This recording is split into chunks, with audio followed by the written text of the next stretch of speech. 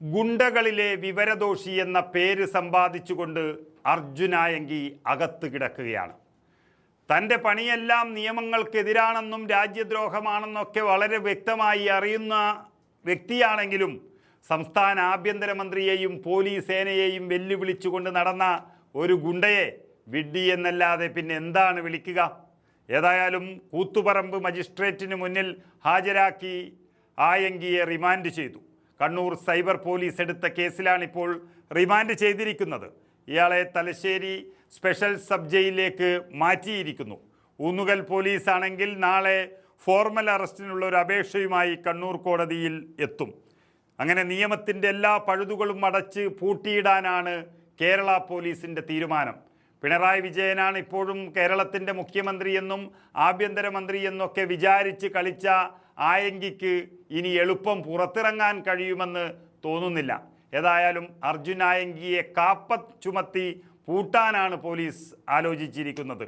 പോലീസിനെ ഇങ്ങനെ സമൂഹ മാധ്യമങ്ങളിലൂടെ തുടർച്ചയായി അധിക്ഷേപിക്കുകയും വെല്ലുവിളിക്കുകയും ഒക്കെ ചെയ്ത കേസിൽ ഒളിവിലായിരുന്ന ആയങ്കിയെ കണ്ണൂർ സിറ്റിയിലെ ഒരു അപ്പാർട്ട്മെൻറ്റിൽ നിന്ന് സാഹസികമായിട്ടാണ് ഇന്ന് പുലർച്ചെ പോലീസ് പൊക്കിയത്.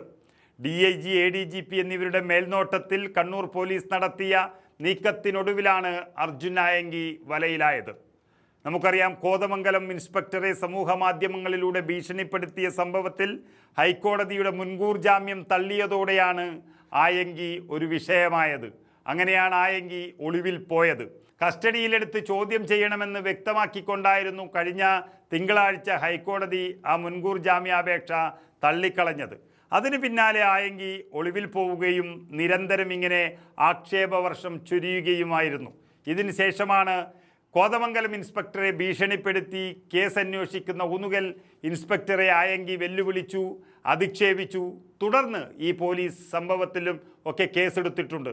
ഇതിന് പിന്നാലെ മുഖ്യമന്ത്രിയെ സമൂഹ മാധ്യമങ്ങളിലൂടെ അധിക്ഷേപിച്ചെന്ന കേസിൽ എറണാകുളം റൂറൽ സൈബർ പോലീസും ആയങ്കിക്കെതിരെ കേസെടുത്തു. കോതമംഗലം ഇൻസ്പെക്ടർക്കെതിരായ കേസിൽ ജാമ്യം ലഭിച്ചാൽ തന്നെ ആയങ്കിക്ക് അടുത്ത കേസ് വരും, പുറത്തിറങ്ങാൻ കഴിയില്ല. അങ്ങനെ വേണ്ടുവോളം കേസുകൾ സമ്പാദിച്ചാണ് ഇപ്പോൾ അകത്ത് കിടക്കുന്നത്. മറ്റു 2 കേസുകളും എളുപ്പത്തിൽ ജാമ്യം ലഭിക്കാവുന്നതാണ് എന്നുള്ളത് കൊണ്ട് തന്നെ വളരെ വ്യക്തമായ കരുതലോടെയാണ് പോലീസിൻ്റെ നീക്കം. ഈ സാഹചര്യത്തിലാണ് കൊടും കുറ്റവാളികൾക്കായുള്ള കാപ്പ ചുമത്തി അകത്തിടാനുള്ള ആലോചനയും നടക്കുന്നത്. അതായത് 2014 മുതൽ വളപട്ടണം പോലീസ് സ്റ്റേഷനിലെ 12 കേസുകൾ ഉൾപ്പെടെ 21 ക്രിമിനൽ കേസുകളാണ് അർജുൻ ആയങ്കിക്കെതിരെ ഇപ്പോൾ നിലവിലുള്ളത്.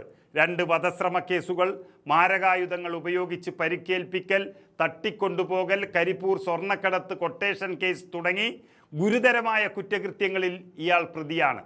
തുടർച്ചയായി കുറ്റകൃത്യങ്ങളിൽ ഏർപ്പെടുന്ന ഒരാൾ എന്നുള്ള നിലയിൽ ആയങ്കി കൊടും ക്രിമിനലാണെന്ന് ചൂണ്ടിക്കാട്ടിക്കൊണ്ട് കാപ്പ ചുമത്താനുള്ള റിപ്പോർട്ട് കലക്ടർക്ക് സമർപ്പിക്കാൻ പോലീസ് ഒരുങ്ങിക്കഴിഞ്ഞു. കാപ്പ ചുമത്തുന്നതോടെ ഇയാളെ 6 മാസത്തേക്ക് കരുതൽ തടങ്കലിൽ വയ്ക്കാനോ അല്ലെങ്കിൽ കണ്ണൂർ ഉൾപ്പെടെയുള്ള നിർദ്ദിഷ്ട ജില്ലകളിൽ പ്രവേശിക്കുന്നത് വിലക്കി നാടുകടത്താനോ പോലീസിന് നിയമപരമായി തന്നെ സാധിക്കും.